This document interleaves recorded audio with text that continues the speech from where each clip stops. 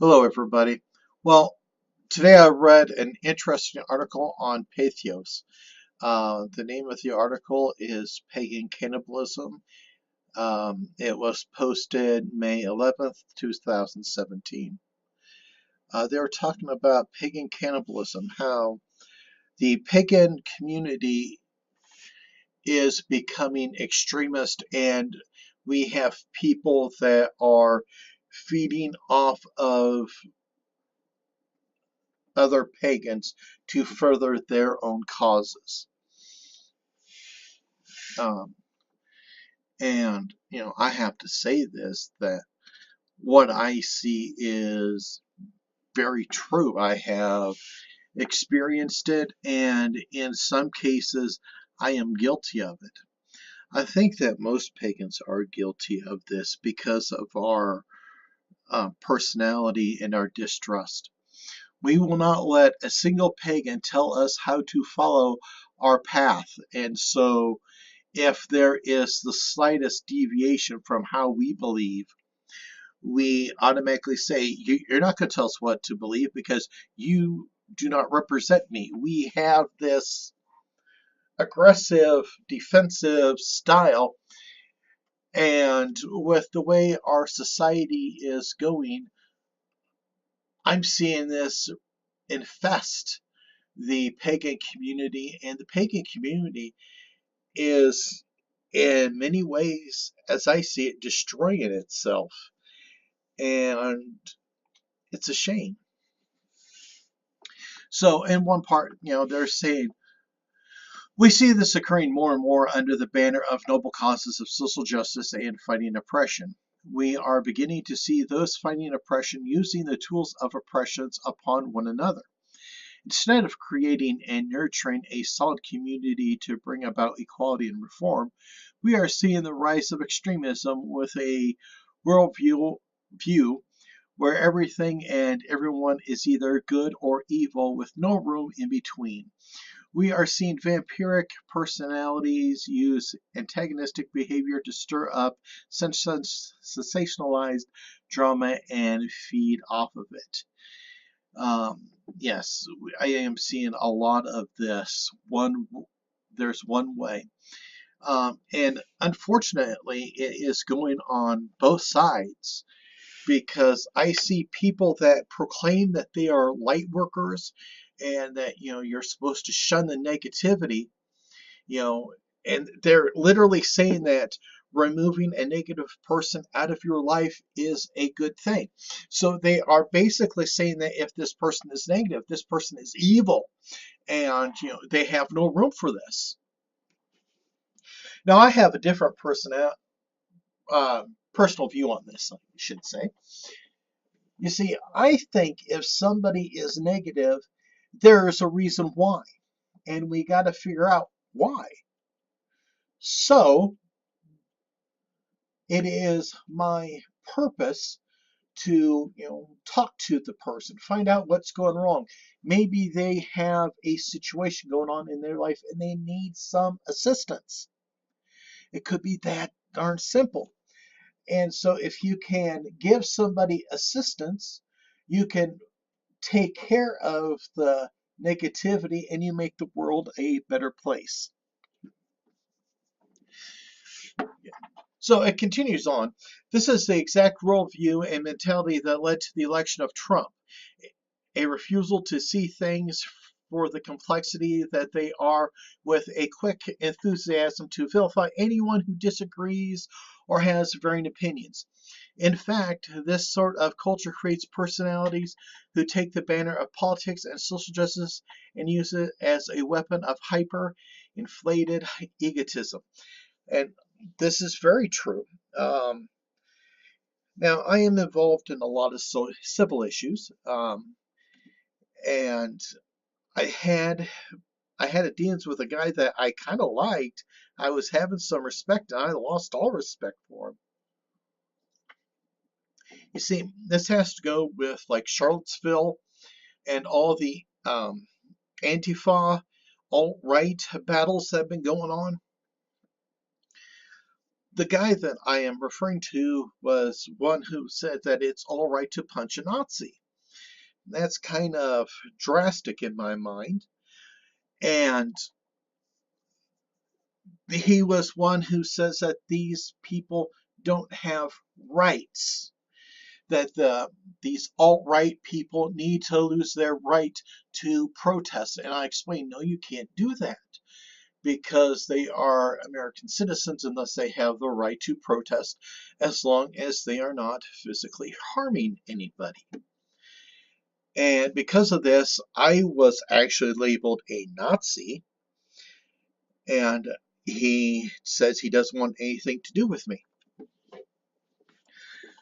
All I did was defend somebody's legal rights.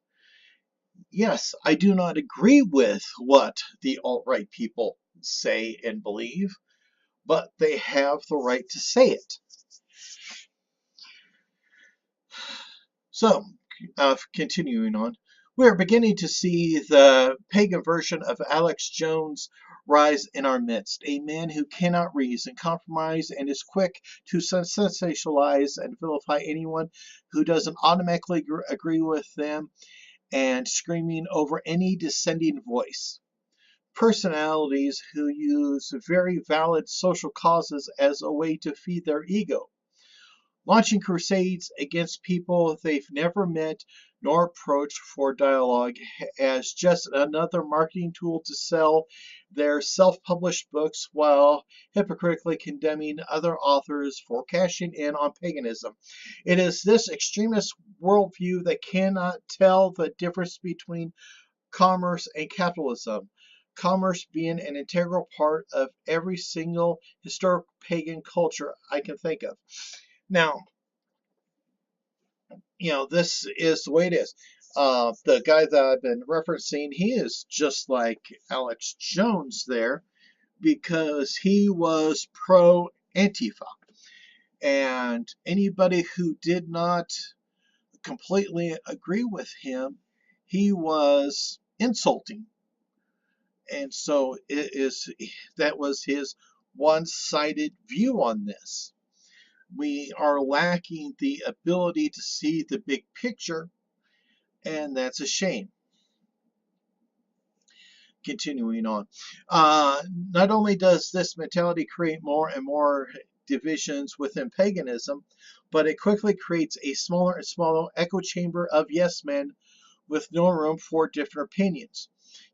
Sort of like a dangerous cult.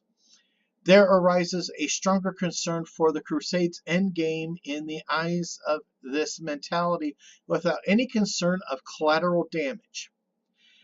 This pushes those who could be swayed to look at things from another perspective to the opposite extreme of the bullying.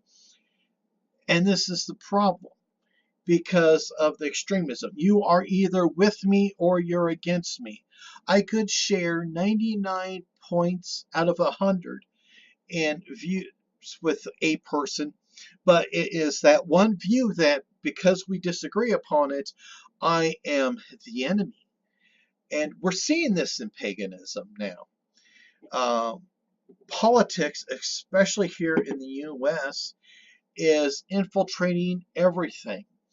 And so there are people that are putting their political views into their paganism, into their pathway. Unfortunately, yes, we've seen this. We have seen the people that tried to do the witch spells against Trump and such.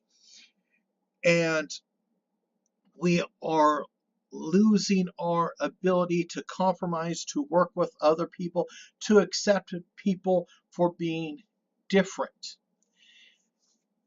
As I was saying,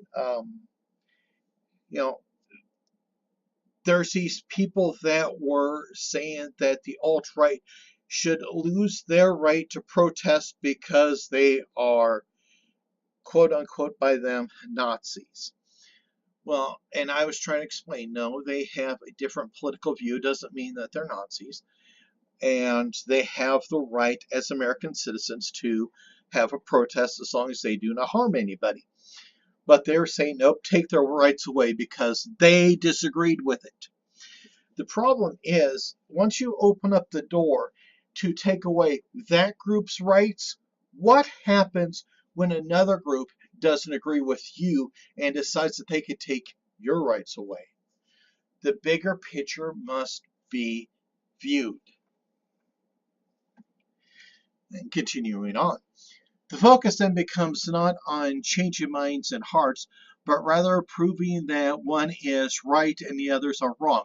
People begin taking each other instead of, okay, whoops. People began talking over each other instead of listening to each other and making it impossible to have a difficult but respectful conversations.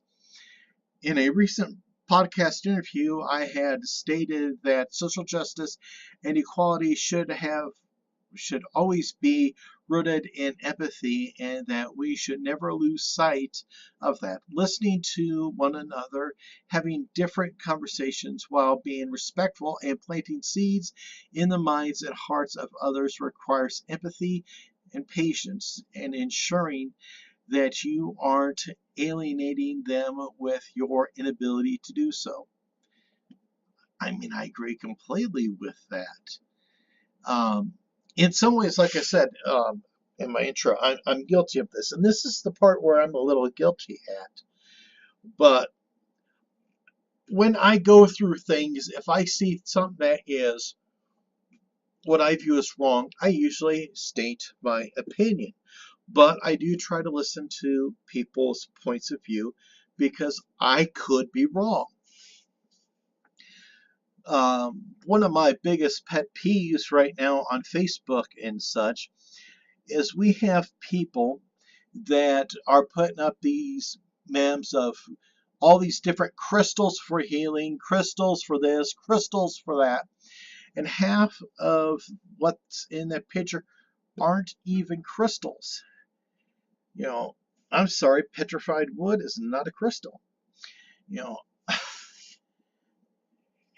hematite's not a crystal, adventurite's not a crystal, but they're labeling them as crystals.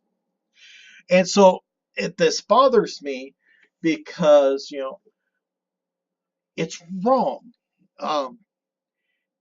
And I voiced my opinion about this because, in my mind, I worry about those new to paganism, those that are young that don't know much better because they have not experienced as much in life. If they're thinking that every stone's a darn crystal, then if they think, in school and all that, well, they're told wrong, that's going to mess them up a little bit. So I think if you are going to sell various stones, you better know what's the difference between a stone and a crystal. Just my point of view. Anyway, this damage not only the pagan community, but also causes they are trying to champion. Beware that when fighting monsters, you yourself do not become a monster, warned Nietzsche. The eagerness, cynicism, sensationalism, zealotry, fighting, hyper-inflated egotism, and inability to forgive and quickness to tear people apart are not qualities of leaders in our community, but rather that of dictators. We can call out and try to educate behavior without completely vilifying the person and pushing them away. But we must be open to dialogue and applauding when they step in the right direction. Okay, like I said, like on the crystals and all that, I sometimes I lose my cool, we'll say. And after telling somebody for the 5th time that please make sure that you're not calling all stones crystals, because they're not. And after a while it's just like, do you not understand you just can't share every mem and call everything a crystal? And then when some of these actual places are classifying themselves as a Wicca or pagan school, and yet they're calling every darn stone a crystal, it infuriates me, and thus I say some things that should have been toned down just a little bit more. I'm guilty of that. Carrying on. You can catch more flies with honey than vinegar, the old proverb states. There are real social justice issues we need to be working on. There are real issues of equality that need to be addressed. If we're all working against each other and not with each other, then nothing will change. We lose sight of the empathy that is the basis of our activism and beliefs, then nothing will change. If we cannot work on building something better, but spend all our time and energy on bringing others down, then nothing will change. And that is like so true. I can't express this. It is that also reflects into pagan leadership, because there are times where we have people that have the greatest of intentions that want to help the pagan community out, but we are so defensive and so aggressively defensive. The moment that anybody says that I would like to create a community, I would like to create a group, he is looked on as a evil person. And so this stops us from growing a larger unified pagan community because we can't trust each other. And with our society the way it's going, it's not getting any better now, is it? And finally, in your activism and beliefs are consistent. Oh, okay. If your activism and beliefs are a constant witch hunt and not inclusive and are not patient enough to talk and work with those who do not yet see things in quite the same light as you, then I want absolutely nothing to do with you, with your brand of activism or your paganism. And I believe it speaks volumes for both. But I can forgive you and hope that someday you will join us in helping to build and grow our community into something that is equally just, supportive, and inclusive. And I agree with that. I, over the years, have tried to change. You see, when I first entered the pagan world, I still had a lot of animosities in me. And so I was kind of difficult to get along with. But I am getting better. I've learned a lot. Experiences change people. And how you fight is important. It is actually as important as what you fight. And so we need to build a pagan community that is going to matter.